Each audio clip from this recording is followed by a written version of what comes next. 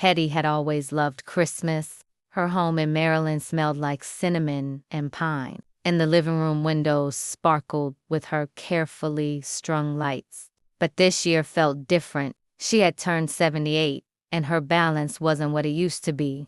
Her walker stood nearby, a quiet reminder that she wasn't invincible. Yet, she stubbornly reached for the high shelf in her living room, humming softly, trying to hook the last strand of lights above the mantel.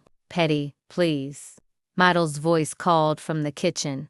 "Ask for help this time. You don't need to do it yourself." She froze for a second, gripping the ladder. "I can manage," she muttered, a bit defensively. Maito, her youngest grandson, an unofficial Tekkan safety advisor, knew better. He had seen her fall once last year and had practically insisted on a full fall prevention plan after that. She had practiced carefully yoga, balance exercises, YouTube videos on how to get up safely, but he still worried. The house was alive with warmth. Outside, the December air was crisp, and the faint smell of wood smoke drifted in from Mrs. Carter's chimney next door. Sarah, her daughter, shuffled through the living room, yawning from her overnight job. "Mom, seriously, let me take the ladder," she said, rubbing her tired eyes. Petty waved her off gently. She had spent decades being the one who helped everyone, and asking for help felt wrong. She wasn't helpless. She reminded herself of the stretches she had done that morning, the careful planning she had put into reaching each hook safely. Yet the nervous flutter in her chest told her she might be pushing her luck. Shane, her oldest son, peeked in from the hallway. "I'll spot you, Mom," he offered, not wanting to sound overbearing. "I don't need spotting," she said firmly, though her hands trembled just slightly. "You've done this 100 times," she whispered to herself. Demarius, her oldest grandson, leaned against the doorway, Margie at his side, holding little Kes. "Grandma, really," he said softly. "It's just lights. Let us help." But she shook her head, balancing carefully. The room twinkled with partially hung decorations, yet the tension beneath the glitter was tangible. Maital stepped closer, his voice gentle but firm. "Petty, you've always been strong, but strong doesn't mean risking yourself. Let us help, okay?" She paused, meeting his eyes. There was love there, concern, a quiet plea. For a heartbeat, she considered giving in, but then stubbornness and habit won.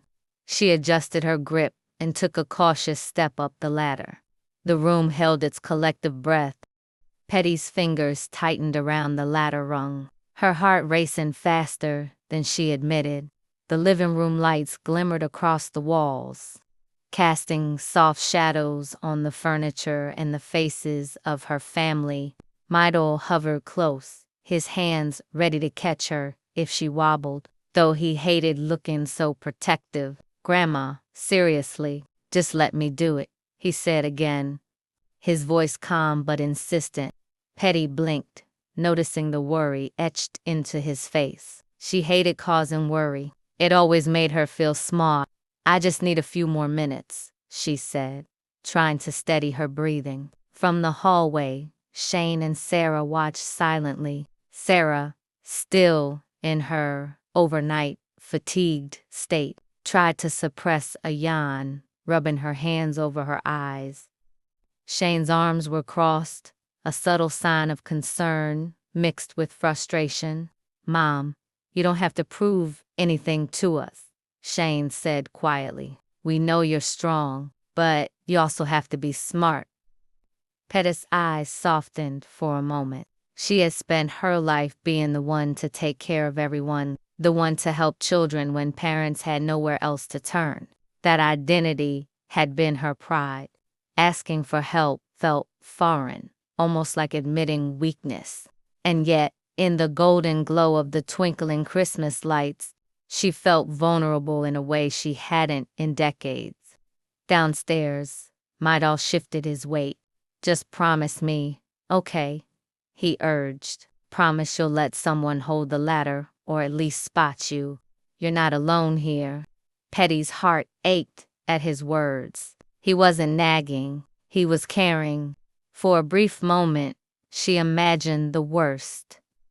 A fall, a hospital, the shame of needing help. No, she couldn't let that happen. She breathed deeply, thinking of the exercises she had practiced, ways to fall safely, how to get up without injury, the stretches she did every morning to maintain balance. She had prepared, she had trained, and she had persevered. Still, the room felt smaller, the tension heavier. Kassan's tiny laughter echoed from the kitchen as Margie watched him, her eyes smiling but tired. Demarius squeezed her hand, trying to mask his own worry. Mom, he called gently, just step down for a second. We'll finish it together. Petty shook her head once more. The latter felt familiar, almost comforting, despite the fear creeping up her spine. I've got this, she whispered. Her voice was steadier than she felt inside. Midal stepped closer, brushing a loose strand of her hair behind her ear. If you get hurt, Grandma, he said softly, it's not the end of the world, but we all love you too much to let that happen. The room fell quiet for a moment. The hum of the Christmas lights and the faint wind outside the only sounds. Petty's resolve wavered, and for the first time that day, she considered listening. But the familiar stubbornness, the instinct to keep going no matter what, surged back. She took a careful step up the ladder, adjusting her weight. Her hands gripped tightly. Mito stayed close. Sarah peeked from the hallway. Shane hovered. And Demarius and Margie watched from the doorway. Every pair of eyes followed her. Every heart was tethered to hers. She could feel the tension building, a mixture of fear and anticipation. One misstep could ruin everything. The night deepened, and the living room glowed with twinkling lights. Their reflection shimmering on the polished floor. Petty's hands clutched the ladder rungs with a mix of confidence and fatigue. Her breath came in short bursts, and beads of sweat dotted her forehead, not from exertion alone, but from the quiet anxiety that filled the room. Mito remained at her side, a steadying presence, watching every movement. Grandma, one more step, then we call it, he said, his tone gentle yet firm. Petty nodded, trying to hide the tremor in her arms. She hated to admit it, but standing on the ladder, at her age, after a long day of decorating, was beginning to take its toll. The family lingered in the background, each person feeling the tension without speaking it aloud. Shane's worry lines deepened, and Sarah leaned against the doorway. Tiredness etched into her face, yet she watched intently. Mom, Shane finally said, his voice low, if you fall, it'll break our hearts. Let someone help. You don't have to do everything yourself. Petty looked down at him, seeing the genuine fear mixed with love. Her stubborn streak wavered for a heartbeat. She had spent decades putting herself last, helping others, never asking for a single favor. Now, her family simply wanted to protect her. Demarius and Margie stood quietly, Kassan tucked in Margie's arms. Kastash's small hand clutched hers. Even Daniela, who rarely visited, had stopped by for the holidays. She stood near the kitchen doorway, her boyfriend close, watching the familiar scene of Petty pushing herself beyond what was safe. Grandma Maital said again, please, just let me finish the last part. I've got you. Petty paused. The warmth of his voice, the seriousness in his eyes, pierced her. She realized how much she had relied on her own strength all these years, how often she had refused help, even when she needed it. She took a slow, deliberate breath and climbed one more rung.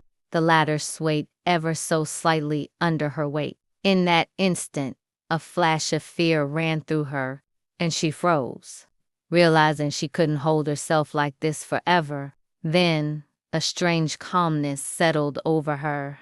Years of yoga, balance exercises, and YouTube tutorials on how to fall safely flooded her memory. She could do this. She had prepared. She was ready.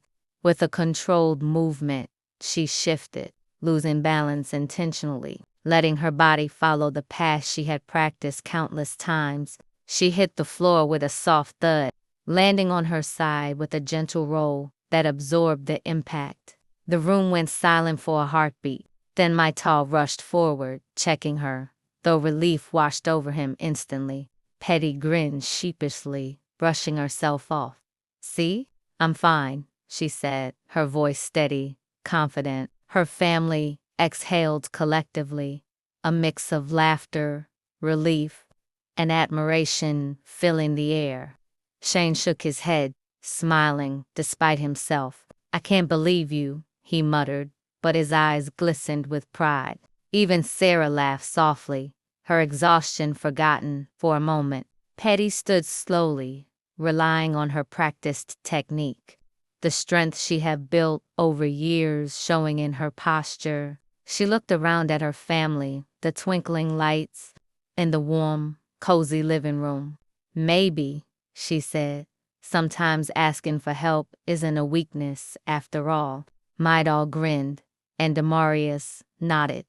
In that moment, Petty realized her stubbornness had led her to preparation, but her willingness to accept support made her stronger than ever.